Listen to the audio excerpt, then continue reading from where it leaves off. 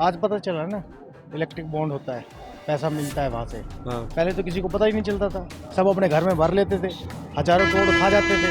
1300 रुपये का रेट था गेहूँ का, आज 2300 2200 2300 का रेट है। 2009 में क्या था, ईवीएम थी ना, सरकार किसकी बनी थी?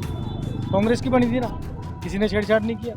2014 में बीजेपी की बन गई, किसने छेड़छाड़ किया? दास ये जो हाईवे बन रहे हैं, ये रेल नेटवर्क, इलेक्ट्रिक जो रेलवे नेटवर्क हुआ है, वो मोदी सरकार में ही तो हुआ है। पहले तो सब डीजल से चलती थी भाई। मुस्लिम लीग को मैनिफेस्टो में रखा है, वो भी तो देखा ना आपने। मुस्लिम लीग ने जो घोषणा करी थी वो कांग्रेस ने कर रही है आज। 100 साल के अंदर वहीं लाके खड़ा कर दिया। राहुल गांधी रोक लेना, फिर हमने तो नहीं कहा कि कोई आए, सब अपनी मर्जी से आ रहे। राहुल गांधी तो 10 साल रहे सत्ता में, क्या कराया उन्होंने? विपक्ष ये कह रहा है कि मोदी सरकार इलेक्ट्रिक बॉन्ड से जो है देश के अंदर सभी कंपनियों से चंदा लेती है। एक प्रकार से उनका कहना है कि चंदा लेकर धंधा दे रही है। देश के अंदर बड़े बड़े बिजनेसमैन का साथ दे रहे हैं, ना कि गरीब आदमी की कोई सुनवाई हो रही है। और एक प्रकार से जो है लोकतंत्र देश के अंदर स्थापित करने की कोशिश की जा रही है। तो इस बात के ऊपर आप क्या कहना चाहोगे? आज पता चला ना, इलेक्ट्रिक बॉन्ड होता है, पैसा मिलता है वहाँ से। हाँ। पहले तो किसी को पता ही नहीं चलता था, सब अपने घर में भर लेते थे, हजारों करोड़ खा जाते थे। आज डाल दिया ना उसको, नेट पे डाल दिया ना, सबको पता है। कांग्रेस ने 1400 करोड़ लिया, वो क्यों लिया? पार्टी चलाने के लिए लिया ना। तो बीजेपी ने पार्टी चलाने के लिए लिया, उसमें क्या दिक्कत है? तो ये कह रहे हैं कि मोदी सरकार के जितने भी फंड आए हैं वो सारे जो इनके दोस्त हैं, जिनको इन्होंने बिजनेस दिया है, इनको उन्हीं कंपनियों से इन्होंने चंदा प्राप्त किया है। सरकार किसकी देश में? देश के अंदर सरकार बीजेपी की सरकार है ना। हाँ। कांग्रेस को 1400 मिले, बीजेपी को 6000 मिले, क्या फर्क है उसमें? 15 राज्यों में सरकार है बीजेपी की, कांग्रेस के पल्ले क्या है? मीडिया को भड़काया जा रहा है, सारा मीडिया जो है गोदी मीडिया हो चुका है, बिक चुका है। ईवीएम के साथ छेड़खानी हो रही है। 2004 में ईवीएम था ना।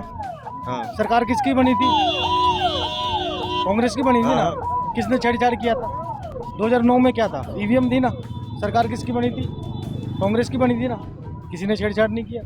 2014 में बीजेपी की बन गई, किसने छेड़छाड़ किया? किसानों को एमएसपी रेट के ऊपर किसान जो है एक प्रकार से तंग हो चुके हैं। 1300 रुपये का रेट था गेहूँ का, आज 2300 2200 2300 का रेट है। 2400 का, प्लस में 120 रुपए। तो अब ये किसने बढ़ाया? हर साल 100-125 रुपए किसने बढ़ाया? कांग्रेस ने तो नहीं बढ़ाया। जो सिलेंडर था, गैस का सिलेंडर जो 400 रुपए का मिलता था, आज 1150 रुपए का मिल रहा है। और रेणुका चौधरी नाम सुना है? हाँ हाँ। उसने कहा था ना कि 1100 का सिलेंडर नहीं ले सकते। वो कब कहा था? 13 में कहा था कि 12 में कहा था? वो बात सही है, लेकिन सर विपक्ष की कितने तरफ का से जो मुद्दे तो उठाए जा रहे झूठ हैं। बोल रहा है। झूठ तो कोई भी नहीं बोल रहा, झूठ तो आपने 1300 का रेट, 900 950 का रेट तो 13 में था सिलेंडर का। तो फिलहाल 400 में कहाँ मिलता था बताओ? ये कह रहे हैं कि मोदी सरकार गरीब आदमी को कोई सुनवाई नहीं कर रही। मोदी सरकार गरीब आदमी की सुनवाई नहीं कर रही। मोदी सरकार तो राशन दे रही है, मोदी सरकार तो गरीबों का ध्यान रख रही है। तो इस हिसाब से आपको जो है मोदी सरकार सही लगती है। और राहुल गांधी के कोई ऐसे काम बता दो जो आप जिनसे नाखुश हो। नहीं, राहुल गांधी तो 10 साल रहे सत्ता में, क्या कराया उन्होंने? या कांग्रेस पार्टी के कोई ऐसे काम जिनसे आप नाखुश हो? कांग्रेस पार्टी तो अभी मैनिफेस्टो लाई है, मुस्लिम लीग का उसमें घोषणा पत्र किया कि मुस्लिम लीग उनके मैनिफेस्टो में तो सारी बातें जो है गरीब आदमियों के लिए उन्होंने कहा है कि महिलाओं को हम 1 लाख रुपए देंगे, गिग वर्कर्स के लिए कुछ करेंगे। नहीं, मुस्लिम लीग को मैनिफेस्टो में रखा है, वो भी तो देखा ना आपने। 1936 में मुस्लिम लीग ने जो घोषणा करी थी वो कांग्रेस ने कर रही है आज। 100 साल के अंदर वहीं लाके खड़ा कर दिया। तो ये कह रहे हैं कि हम गरीब आदमियों को, महिलाओं को रुपए देंगे। मोदी सरकार सिर्फ ये नारा लगा रही है कि इस बार 400 पार वो विकास के नाम पे, ना कि धर्म जाति के ऊपर वोट मांग रहे। तो इस बात को कैसे देखते हो आप? विकास, ये जो हाईवे बन रहे हैं, ये रेल नेटवर्क, इलेक्ट्रिक जो रेलवे नेटवर्क हुआ है, वो मोदी सरकार में ही तो हुआ है। पहले तो सब डीजल से चलती थी भाई। डीजल से चलती थी। लैटरिंग होने मोटरसाइकिल पे जाता है, मैं गरीबी कहाँ मान लूं? कुछ नहीं है गरीबी जब थी जब आदमी जंगल में जाता था, अब गरीबी ना है, अब तो मोटरसाइकिल पे लैटरिंग होने जाए भाई। तो ये कह रहे हैं और कोल्ड ड्रिंक की जब अपने ट्यूबवेल का पानी पीता, बिस्लरी का पानी पी रहे हैं भाई। विपक्ष के इतने बड़े नेता जैसे केजरीवाल हो गया, इनको बंद कर दिया जेल के अंदर, और विपक्ष के सारे बैंक अकाउंट फ्रीज कर दिए नहीं, जेल में गया तो उसने दारू के अंदर घोटाला किया, तभी जेल में भेजा उसको। अगर दारू का घोटाला नहीं करता तो जेल में नहीं रहता, बाहर रहता। और जो अकाउंट फ्रीज हुए कांग्रेस के, किसी के ऊपर उन्होंने कहा कि मोदी साहब तानाशाही कर रहा है, ये नहीं चाहता कि विपक्ष पन पे। 1400 करोड़ का तो रिकॉर्ड आ गया ना कि 1400 करोड़ उनको मिला है, तो कहाँ अकाउंट फ्रीज हुआ? वो 1400 करोड़ को मना क्यों कर रहे हैं? टैक्स क्यों नहीं भरा? टैक्स भर रहा है, टैक्स की वजह से। टैक्स का कोई मामला होगा, वो है नहीं। 1400 करोड़ तो उनको मिला है।